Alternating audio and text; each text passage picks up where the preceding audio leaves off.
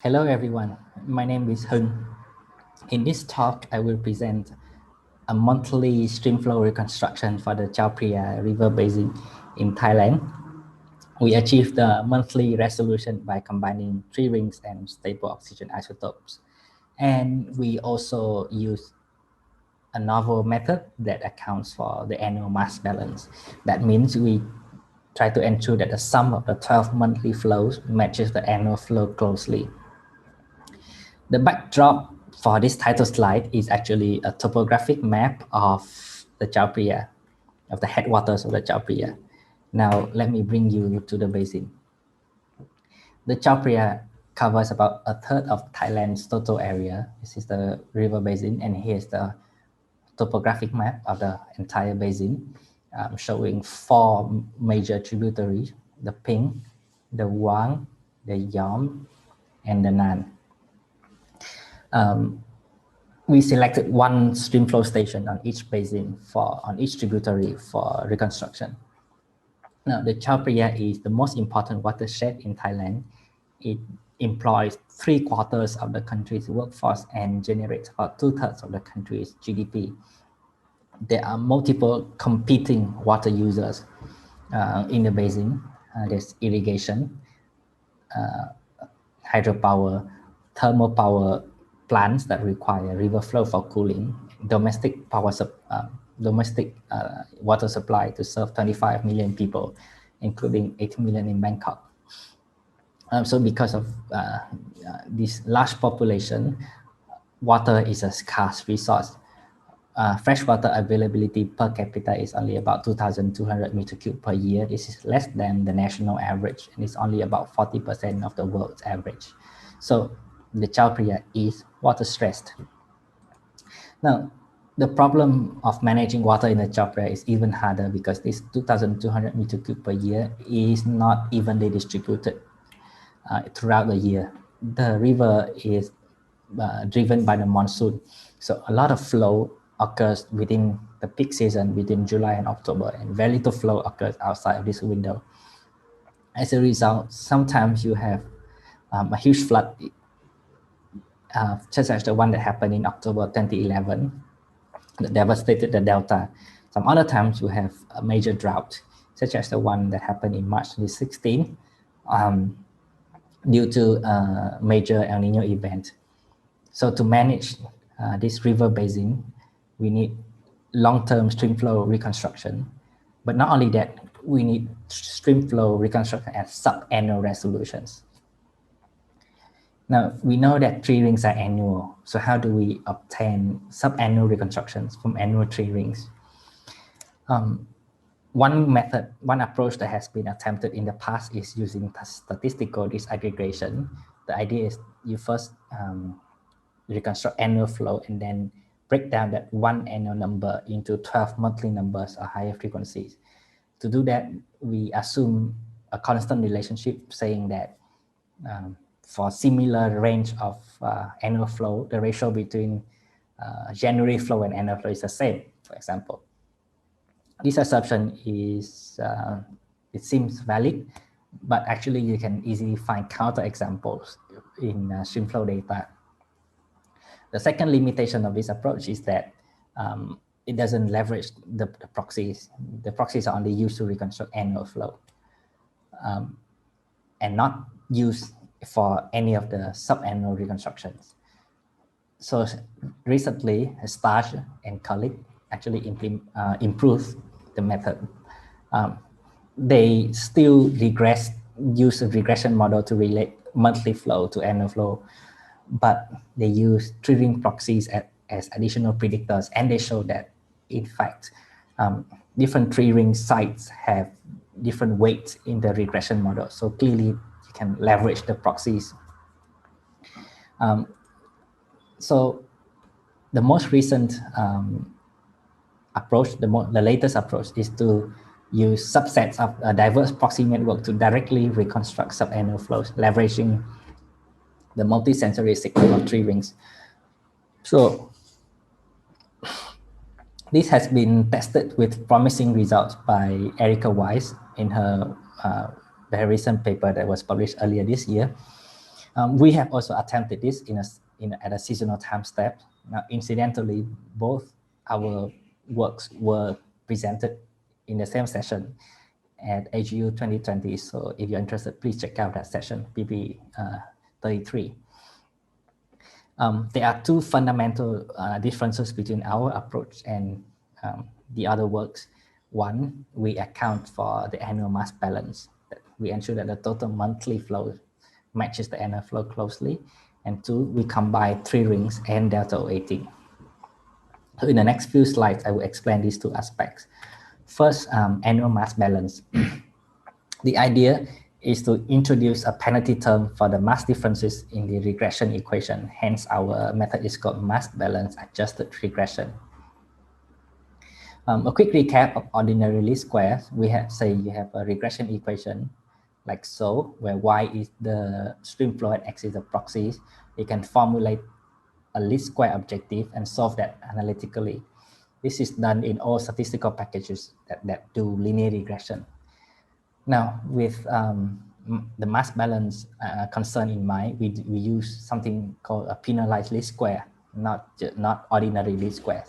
So we represent the mass differences with the matrix A, and so we formulate an objective function still with the least square term, but then we introduce an additional penalty term for the mass differences. The good thing is that you can still solve this analytically. The mathematical details are presented in our preprint available here, and we implemented the algorithm in an R package called MBR that is available on CRAN. So that's the first thing that we did, accounting for mass balance. The second thing that we did is optimal proxy combination. Here is our proxy network. We use 22 chronologies combining of ring width and δ18 from 5 different species that span across mainland Southeast Asia, Vietnam, Laos, Thailand, Cambodia, and Myanmar. Now, each subset of the species of the network can be used to reconstruct stream flow. We can use one subset for January, one subset for February, and so on. And so we have 12 subsets for 12 monthly flow and one for the annual flow.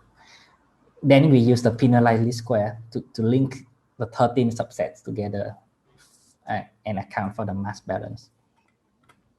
So each of those 13 combinations yield a penalized least square values. And then finally, we find the best combination using genetic algorithm. Now, it's time to discuss the results. I will first show you how well the reconstruction do, and then we will discuss the intra-annual variability that arises from the monthly stream flow reconstruction. First, let's look at the reconstruction skills. We found that for all 4 river basins, all 4 tributaries, the reconstructions match the targets very well, and that's very encouraging. After seeing these results, I started looking at the reconstructions in more detail, and true enough, the deeper you look, the more problems you see. So we identified 3 major challenges that need to be solved in the future. The first challenge is in the driest months. So this plot here shows the reconstruction skills in all monthly reconstruction as well as the annual for all 4 tributaries. I'm showing R square, RE, and C. So you can see that RE and C are mostly positive. We do pretty well except for the driest months, January, February, March, where the skills are low and sometimes negative. This is because in these driest and coldest months, the trees are typically dormant. They don't grow much, and so it's very hard to capture them in the ring width. But we are hoping that we can, in the future, we can incorporate blue intensity to improve the reconstruction, because we have found that blue intensity is a very good winter proxy. The second challenge is on the opposite end of the spectrum. It happens with the extremely wet years. So as you can see, I'm showing the 3 wettest years in the instrumental record for each of the tributaries, and generally the reconstructions don't do very well. The reason is that the trees can only sense moisture up to the saturation level and excessive flow, saturated excess flow cannot be captured by the ring width, but they can be captured by the δ18. We have only 4 δ18 chronologies in our network, and we're hoping to incorporate more.